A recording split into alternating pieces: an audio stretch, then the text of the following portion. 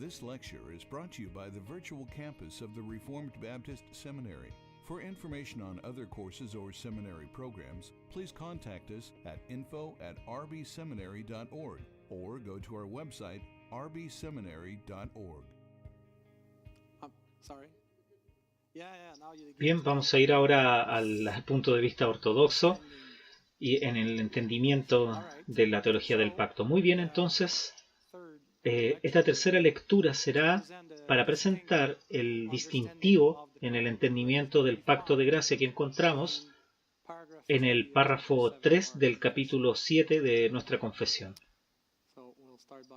Vamos a leer este subtítulo. El otro era un pacto bajo dos administraciones, ahora es con respecto al federalismo de 1689, un pacto revelado y entonces concluido. Me doy cuenta de que la palabra concluido no es tal vez la palabra mejor usada, pero a lo que quiero decir es que está establecido al concluir algo, concluir los pactos, no es que se haya terminado y que ya se haya acabado, sino que se reveló, se prometió y entonces fue establecido. Esa es la idea básica que quiero compartir. Bien. Entonces, este pacto es revelado en el Evangelio. Primero que todos, a Adán en la promesa de salvación por la simiente de la mujer y después por varias etapas o pasos hasta la total descubrimiento que se ha completado en el Nuevo Testamento. Se encuentra en ese pacto eterno que se hizo de transacción entre el Padre y el Hijo acerca de la redención de los escogidos. Y es solamente por la gracia de este pacto que toda la posteridad del Adán caída, que cualquiera puede ser salvo y obtener vida y la inmortalidad bendita. El hombre, siendo ahora totalmente incapaz de ser aceptado por Dios bajo esos términos en el cual Adán estuvo en su estado de inocencia.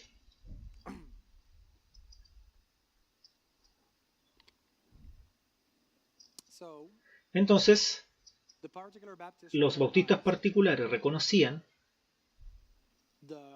la doctrina de la gracia, del pacto de gracia. Ellos confesaban como ortodoxo y en su forma de ver bíblicamente que hay un pacto que está por sobre todo, que es de gracia en ambos testamentos y que es la unidad básica de toda la Biblia, el plan de redención que es progresivamente desplegado. Es por eso que necesitamos mirar y entender las escrituras adecuadamente. Pero rechazaban el socianismo en su forma de ver, así como ellos rechazaban el pacto de gracia y veían una discontinuidad, pero al mismo tiempo confesaban algún grado de descontinuidad que veremos. Entonces creo que podemos considerar que los bautistas eran parte de la familia reformada. La familia reformada no es solo un grupo unificado,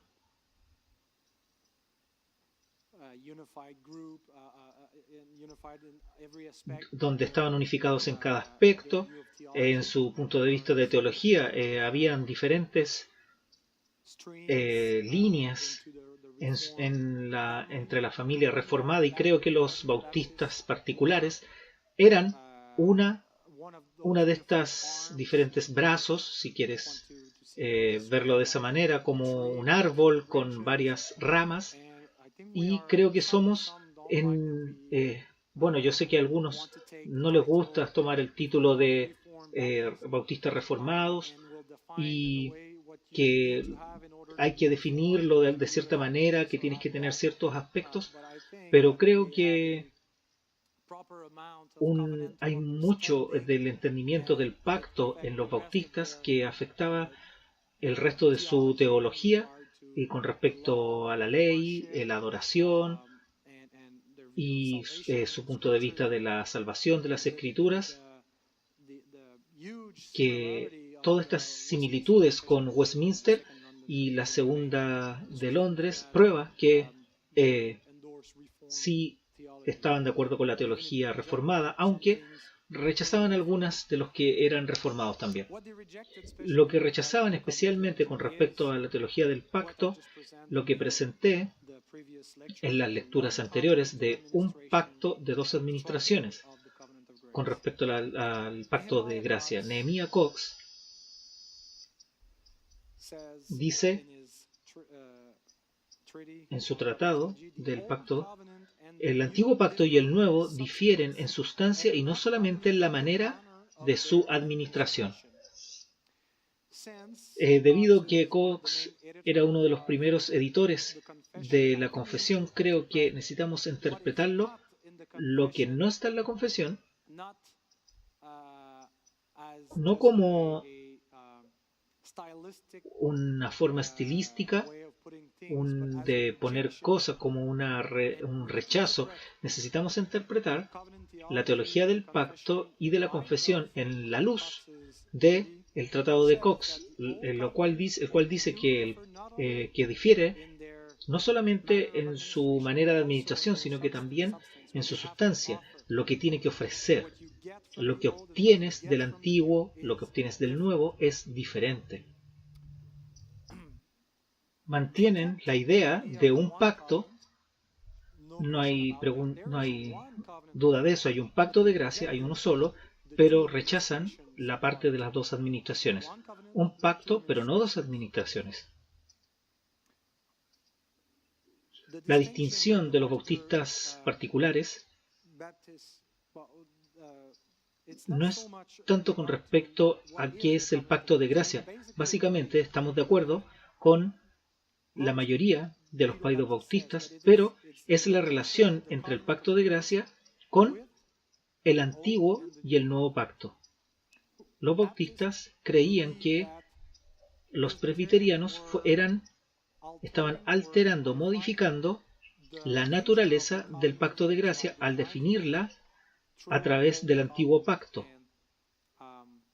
Y aquí hay una cita de John Owen que resume el asunto que está acá.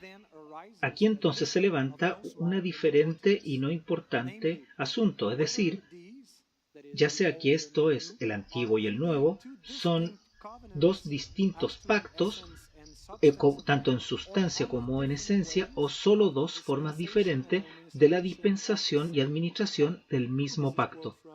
Esta cita viene de este libro de un solo volumen, que viene los pensamientos de Owen y Cox.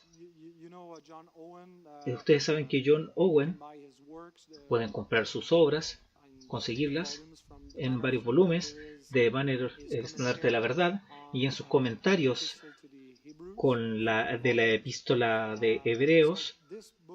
Este libro lo que hace, donde comenta Owen Hebreos 8, y es increíble, es muy bueno, es casi inspirado. Y que estos editores, de los editores de este libro, Rennie Hahn, Francisco Orozco y Richard Barcelos, escribieron unos artículos también de la editorial, creen que este líder, Cox y Owen, aunque era congregacionalista, eso sí, tienen muchas cosas similares con respecto a la teología del pacto, que la pusieron en un solo volumen.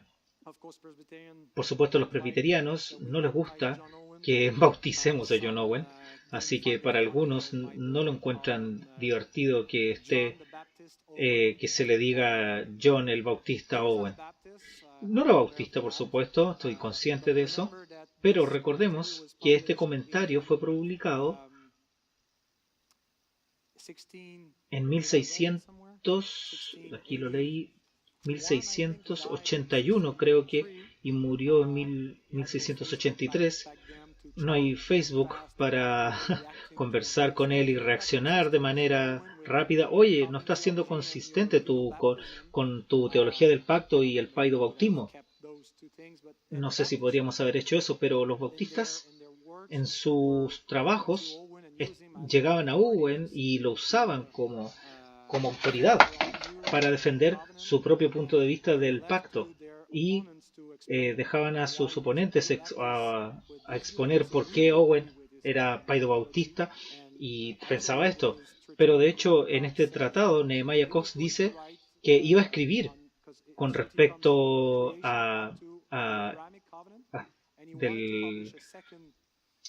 del pacto abrahámico, y cuando llegó al pacto mosaico y decidió no seguir haciéndolo porque Owen ya había publicado sus puntos de vista en su comentario y dijo, bueno, no necesito escribir nada más.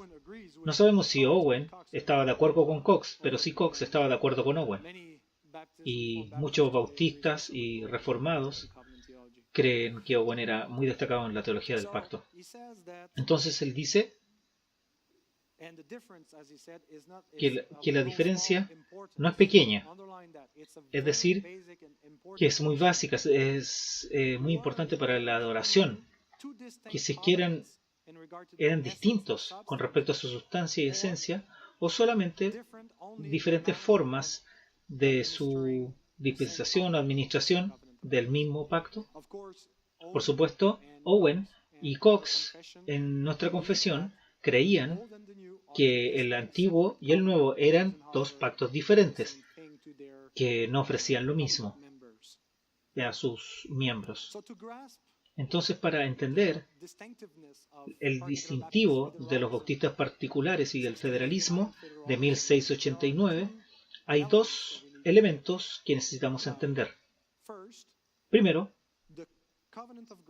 el pacto de gracia no fue establecido en el Antiguo Testamento. No hay pacto en el Antiguo Testamento que fuera establecido como administración del pacto de gracia. Segundo, el pacto de gracia fue establecido solo por el nuevo pacto. El nuevo pacto es el pacto de gracia en su forma pactual. Entonces son básicamente los dos puntos que vamos a ver ahora. Primero, el pacto de gracia no fue establecido en el Antiguo Testamento.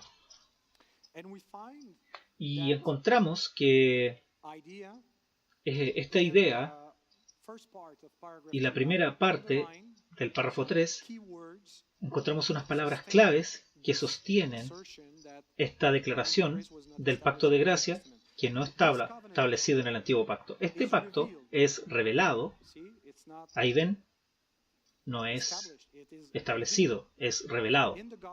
En el Evangelio, primero que todo, a Adán en la promesa, ahí ven, es una promesa.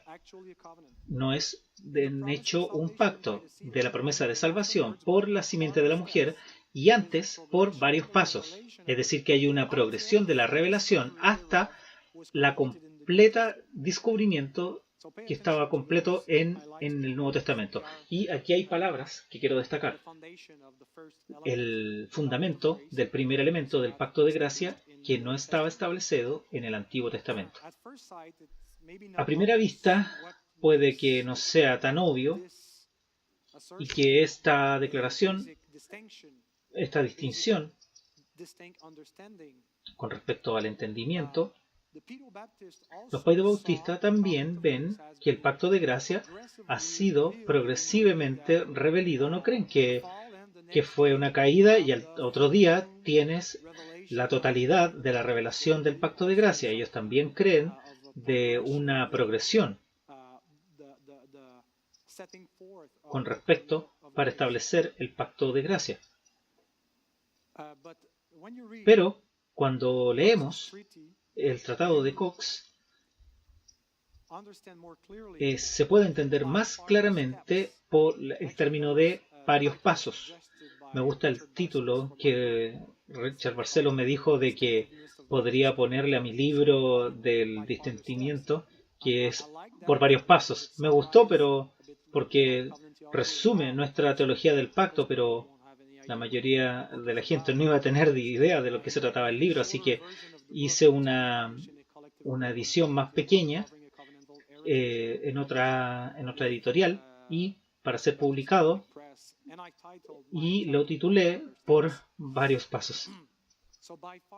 Entonces, por varios pasos subsiguientes, ¿qué es lo que quiere decir? Recuerden, cuando discutimos el entendimiento paido-bautista del pacto, dijimos que hay una distinción básica entre el pacto de gracia, una distinción entre la sustancia y la administración, interno-externo.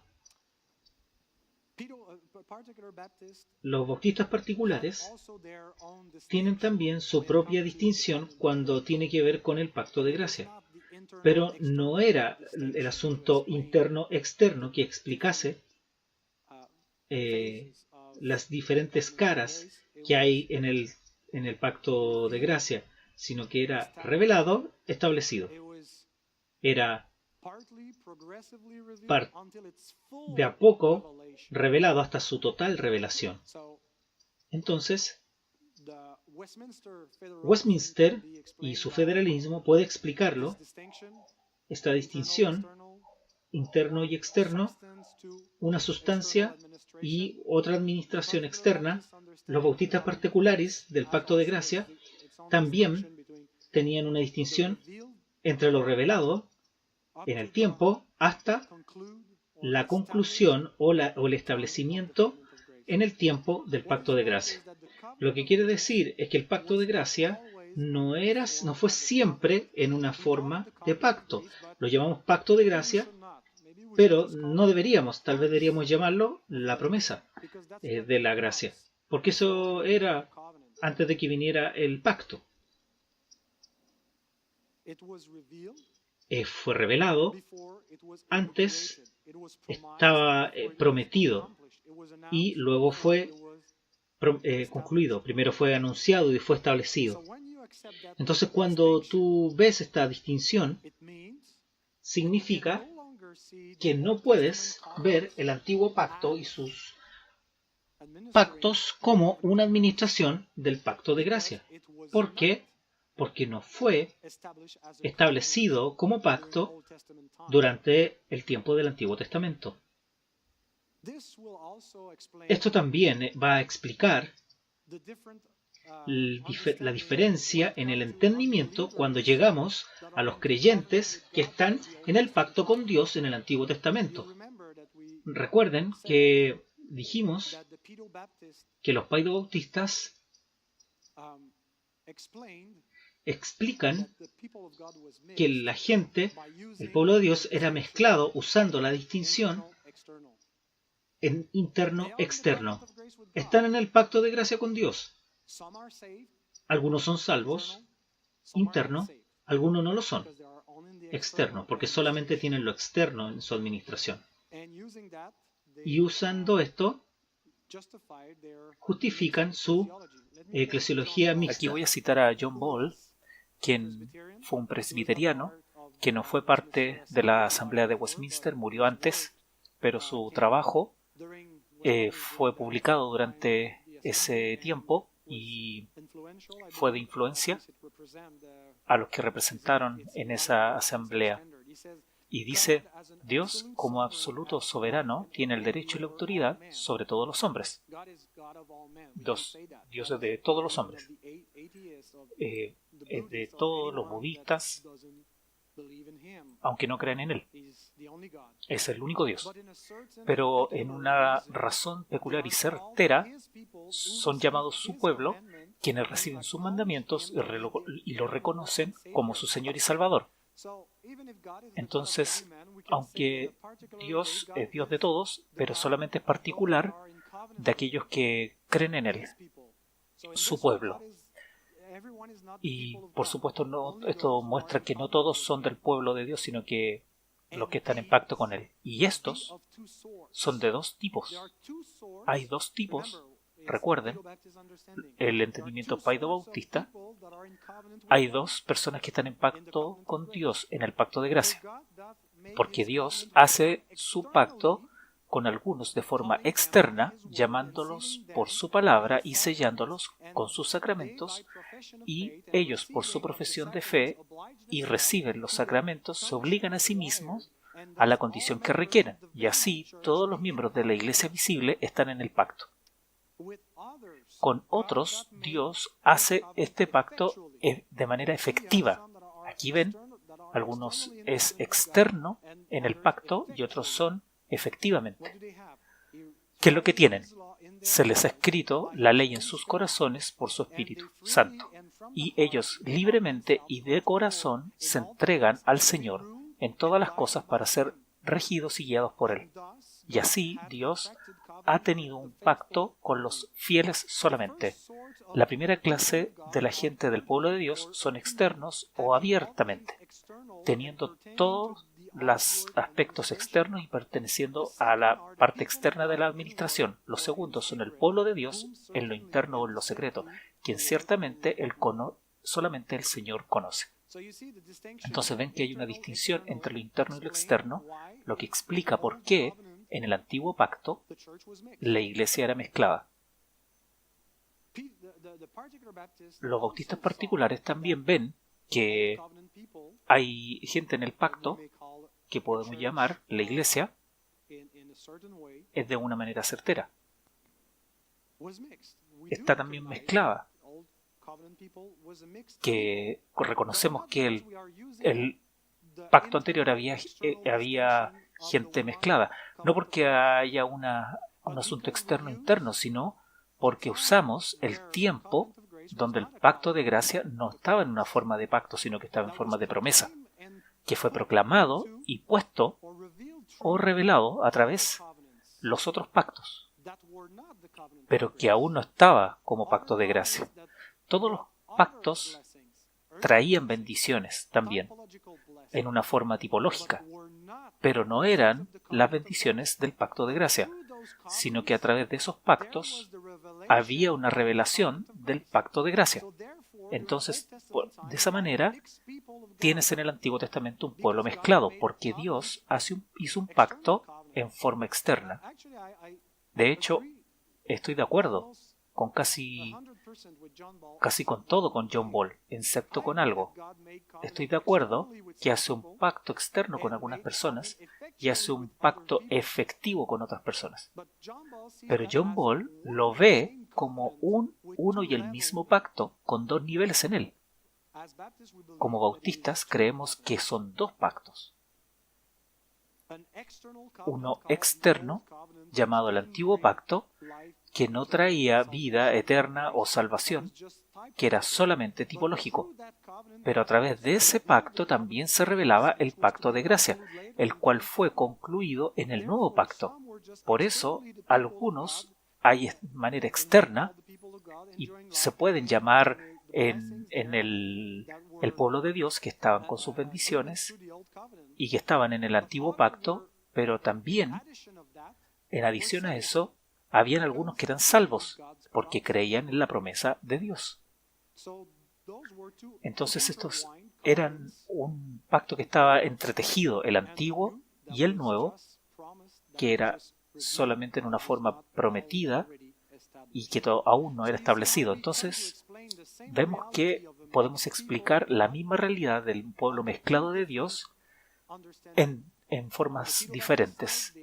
El Paido Bautista lo explica a través de una iglesia mezclada, porque hacen una diferencia entre lo externo y lo interno, pero lo que nosotros hacemos lo diferenciamos, que en el antiguo pacto no era un pacto, el pacto de gracia, sino que era una promesa, y que a través de diferentes pactos se fue desarrollando con bendiciones, pero solamente para aquellos que estaban destinados para vida eterna.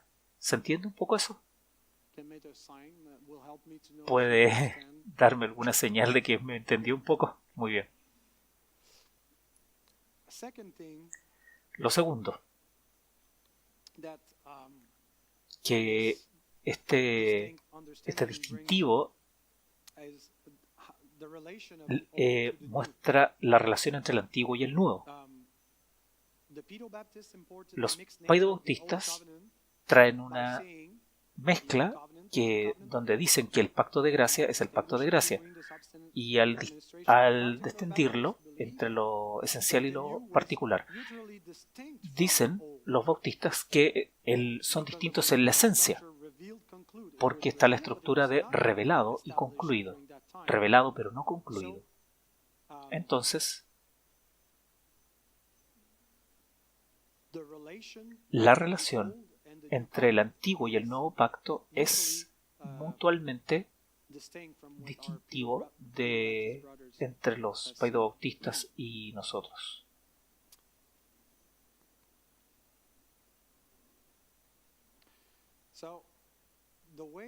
La forma que se expresa en la confesión, esta forma distintiva de revelado y establecido, revelado y totalmente revelado. Déjenme citar a Nehemiah Cox, que dice: también se debe notar que aunque el pacto de gracia fue revelado desde Adán, sin embargo lo vemos en todo lo que es que no estaba en manera formal y expresada en la transacción con él. En Génesis 15 no es el establecimiento del pacto, es la revelación de una promesa que se puede llamar el pacto de gracia. Creo que está bien, mientras digamos que no está establecido formalmente como un pacto, es solamente una promesa, un anuncio. Aunque el pacto de gracia se estableció con él como una persona pública o un representativo de cualquier tipo, era la cabeza federal, pero que él obtuvo interés para él mismo, para solamente él, y que por la gracia de Dios, revelada en esta forma, también para aquellos de la posteridad que fueron salvos. Entonces, todos los hijos de Adán, e incluso los hijos de Abraham, para tener los beneficios, las bendiciones del pacto de gracia que fue revelado, tenían que agregarle fe, porque aún no estaba revelado a Adán como una forma completa, sino que era solamente una promesa y que fue establecido después con Cristo totalmente. Entonces, otros aspectos destacados: el pacto de gracias se revela a Adán en Génesis 3, pero no es establecido, solamente está prometido. Cuando fue revelado a él, fue para él mismo como individuo, no como un representativo federal. Y aquí tengo algunas de los resúmenes que veremos después. Aquí vamos a ver una cita también de John Owen, que se pregunta: ¿qué es lo que faltaba al pacto de gracia para ser llamado un pacto y no solamente una promesa? Y esto es lo que John Owen dice: le faltaba la solemnidad en su confirmación y establecimiento por la sangre del único sacrificio al cual pertenece. No podía ser un pacto hasta que se derramara la sangre. Casi todos los pactos eran por derramamiento de sangre. Había sangre en el pacto abrahámico. Recordemos que habían animales que se sacrificaban. En los israelitas también había siempre un pacto, un sacrificio.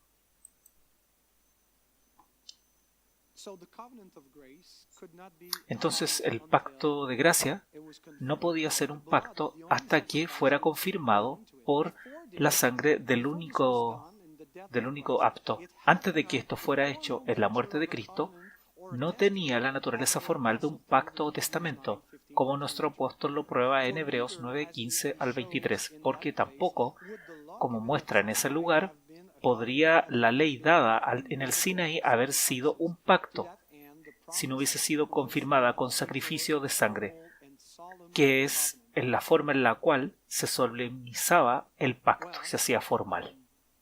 Bien, esto es grandioso, me encanta John Owen, especialmente cuando siento que está a mi lado. Entonces, con esta distinción del tiempo, cuando solamente fue revelado y no formalmente establecido como un pacto, veamos nuevamente el párrafo 3. Este pacto es revelado en el Evangelio. ¿Ven? Es revelado, es una revelación. No es un pacto. Primero que todo, a Adán es la promesa de salvación por la simiente de la mujer y después por varios pasos consecutivos solamente revelado hasta el total descubrimiento. Aquí se necesita entender como el establecimiento de este pacto que fue completado en el Nuevo Testamento y nos trae al segundo aspecto que tenemos que entender para nuestra teología del pacto, y es el pacto de gracia fue establecido solo en el nuevo pacto. Y en esto traje la parte de la confesión del mismo párrafo que recién leímos. Vamos a leer otra oración que justifica que el pacto de gracia fue establecido solo en el nuevo pacto hasta el total descubrimiento que fue completado en el Nuevo Testamento. Necesitamos entender que la completa revelación, como lo formal, el establecimiento formal, antes de eso solamente estaba revelado y ahora no solamente es una promesa, sino que ya es un pacto.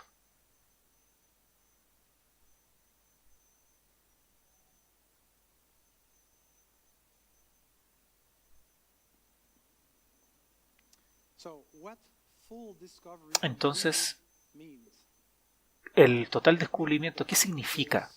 Significa que el pacto de gracia fue totalmente revelado en el establecimiento en el nuevo pacto. El nuevo pacto es el pacto de gracia. Ya lo habíamos leído en la primera de Londres, en el párrafo 10 de 1646, Jesucristo fue hecho el mediador del nuevo y eterno pacto. Si juntamos todas estas palabras, cuando hablamos del pacto eterno, o entre el Padre y el Hijo, como concreto, y su manifestación histórica en el nuevo pacto. Creo que el entendimiento bautista puede hacer una distinción en el pacto de gracia y el nuevo pacto. Uno es un concepto teológico, pero aunque no se hace esa distinción, no lo separamos. La sustancia, la esencia de lo que llamamos el pacto de gracia es el nuevo pacto. Nunca nadie ha sido salvo aparte del nuevo pacto en su eficacia, incluso antes de que la sangre fuera derramada. Entonces, no hubo ningún otro pacto de gracia antes del Nuevo Testamento. Y vamos a decir que el pacto de gracia en esta lectura, vamos a hablar de que el nuevo pacto, cuando fue prometido y ahora que es establecido o concluido. Aquí hay un poco de soporte bíblico de lo que acabo de decir. Hebreos 8, desde el 16, es el texto fundamental en el Nuevo Testamento donde se cita Jeremías 31,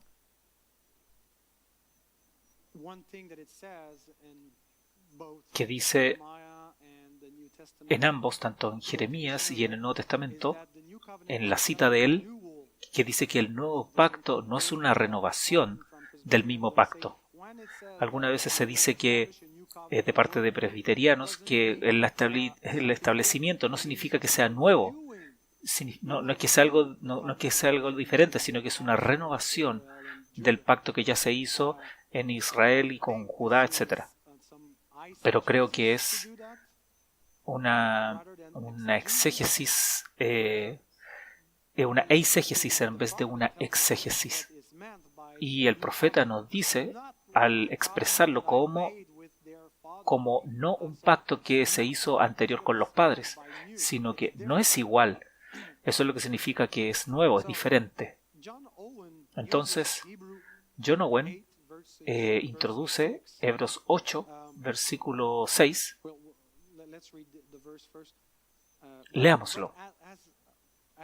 Pero esto es, Cristo ha obtenido un ministerio que es mucho más excelente que el antiguo, así como el pacto que él media es mejor, debido a que está establecido en mejores promesas. Ven, incluso las promesas de los dos pactos son diferentes. Puse también la palabra enacted, porque Owen usa esta palabra, es la palabra nemonotetai, que significa, así como lo voy a explicar ahora, dice, este es el significado de la palabra nenomotetai, reducido a un estado fijo o ordenanza, establecido formalmente en una forma de pacto, rectificado, podría ser un sinónimo.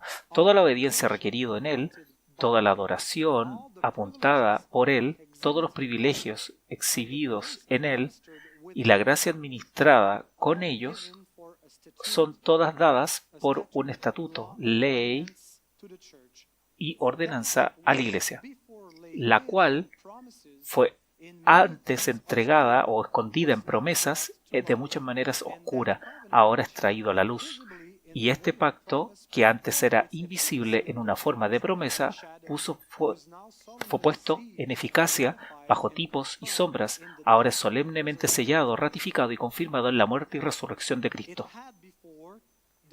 Tenía antes la confirmación de promesa, la cual es... ¿Cuál era? Esta había sido una confirmación de promesa, que se hizo un juramento, Dios, que es de la gracia que iba a venir para traer las bendiciones que había prometido. Entonces, la confirmación de las promesas, que es su juramento, tiene ahora la confirmación de un pacto, el cual es sangre. No estamos en un nuevo pacto que está prometido, sino por un juramento, sino como un pacto sellado por la sangre de Cristo, que antes no había sido visible en forma externa de adoración apropiada y peculiar a Él. Es ahora hecho la única regla e instrumento de adoración para toda la Iglesia, notando nada siendo admitido en este respecto, sino que lo que le pertenece, y es apuntado hacia Él. El apóstol intenta, por este nenomotetai, el establecimiento legal del nuevo pacto con todas las ordenanzas de su adoración. En esto, el otro pacto fue anulado y removido, y no solo el pacto en sí, sino todo el sistema sagrado de adoración, de acuerdo con lo que estaba administrado. Cuando el nuevo pacto fue dado solo en una forma de promesa, fue consistente con una forma de adoración, ritos y ceremonias, y aquellas composiciones que tenían un yugo de esclavitud al cual no pertenecía. Ven aquí que muestra que el antiguo pacto que se administraba, si podríamos decir eso, la promesa del nuevo pacto, pero no le pertenecía a su naturaleza y no les daba directamente en su administración que era prometida. Era solamente una tipología en su administración, apuntando a lo que vendría adelante.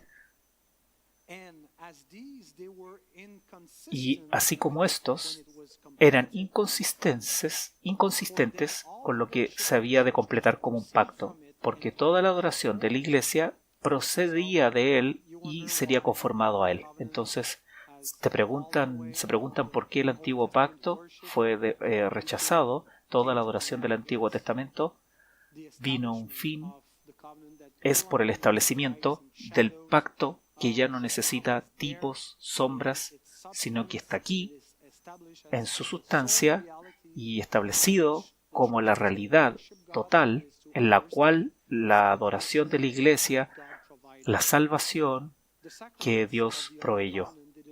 Los sacramentos del antiguo pacto que administraban gracia por naturaleza. Si comías del Cordero Pascual, era una comunión con Cristo. Bueno, no directamente, sino que en forma tipológica, que es verdadero. Y aquellos que tenían fe y usaban estos sacramentos y lo entendían que era por fe, por causa del Espíritu Santo, que apuntaba hacia Cristo, no solamente disfrutaban de la comunión externa del verdadero Cristo y del verdadero Dios, sino que también era solamente de una forma tipológica. La realidad estaba presente, pero no en su naturaleza, de la totalidad del pacto que tenía que ofrecer después. De hecho, la sustancia de la gracia no estaba presente en el antiguo pacto por el pacto antiguo en sí mismo. Solamente estaba presente en el antiguo pacto por causa de la promesa de un nuevo pacto. Y estaba mezclado con el antiguo pacto y su realidad, pero el antiguo pacto, su virtud, no trae en sí mismo la realidad de la salvación.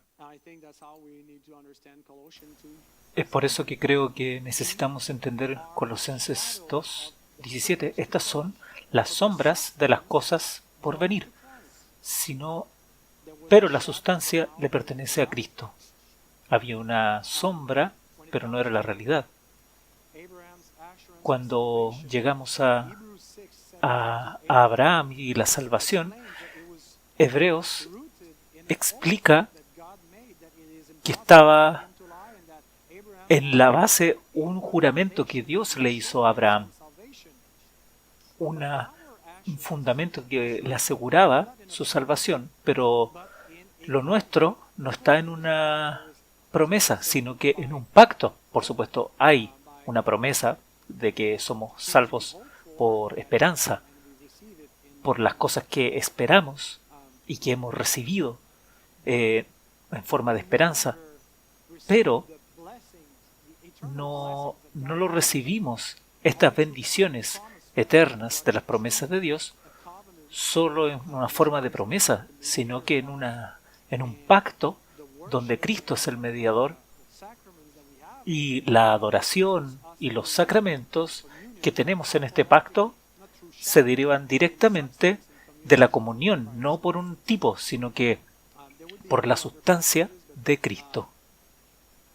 Acá hay muchos otros pasajes.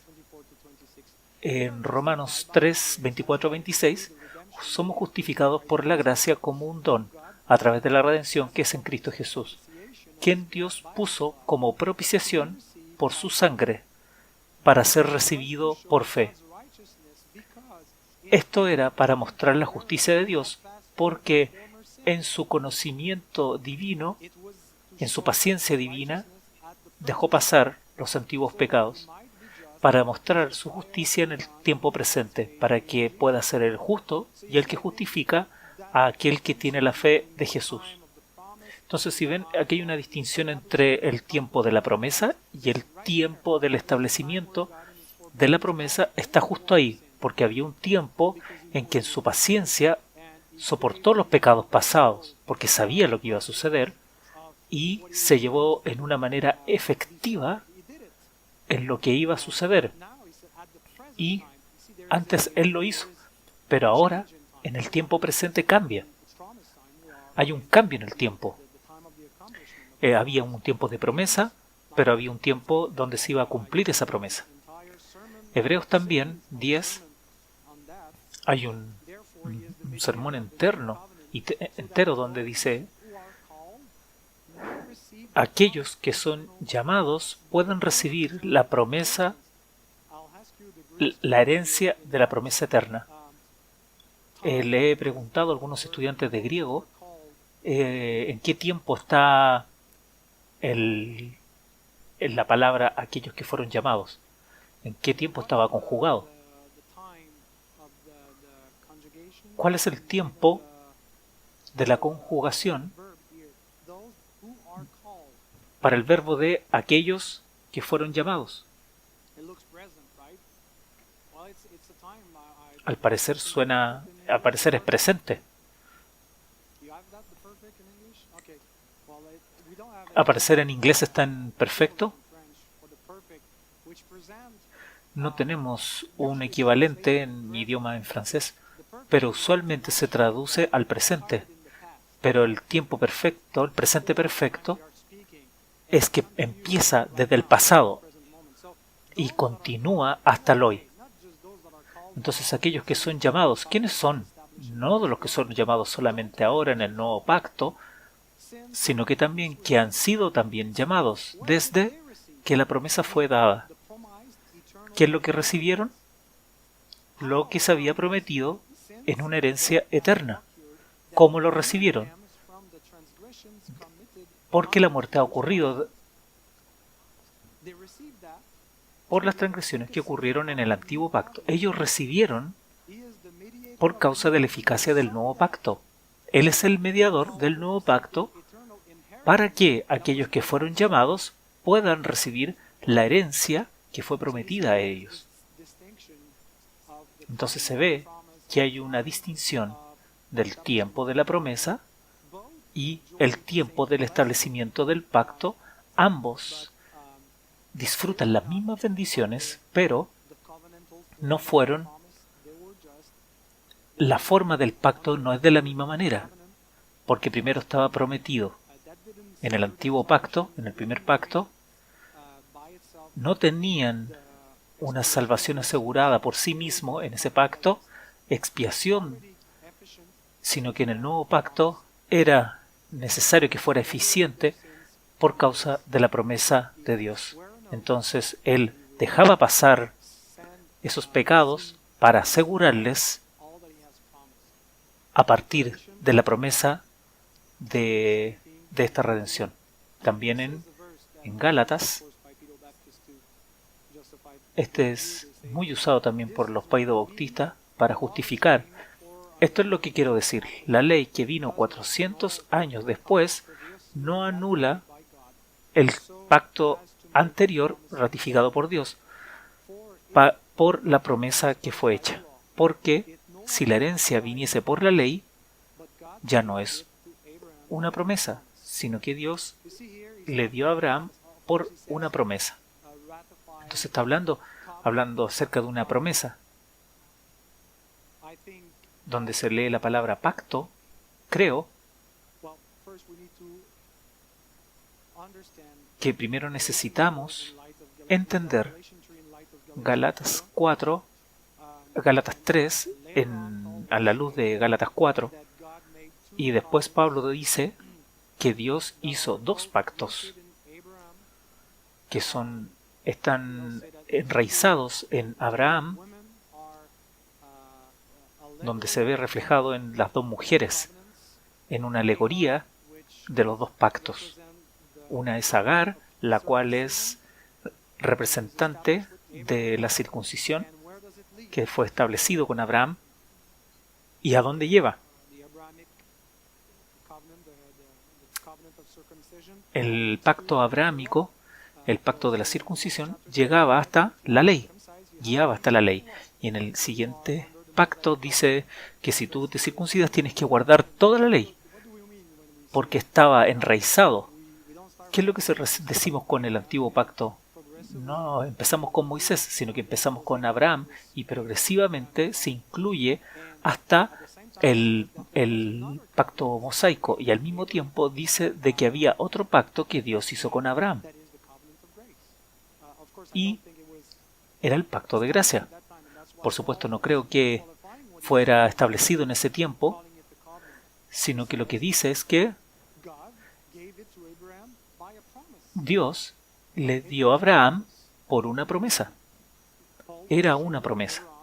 Y Pablo lo muestra después en el capítulo 4, que Sara era un tipo o una alegoría de ese pacto de gracia, donde ella es la Jerusalén de lo alto, donde pertenecen todos aquellos que creen, y aquellos están enraizados en Abraham.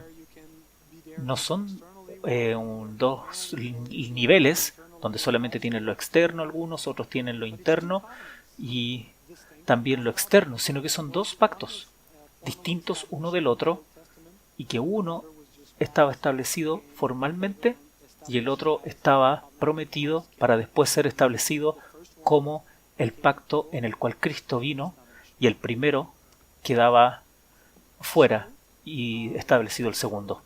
Entonces,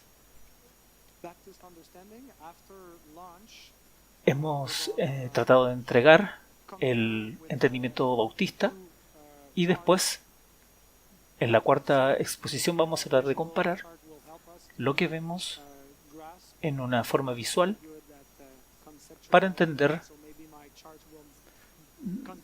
No soy muy bueno para conceptualizar, así que a lo mejor espero que no les confunda, pero en mi libro también pueden entenderlo un poquito más, y vamos a ver las consecuencias teológicas de elegir uno u otro de estos puntos de vista.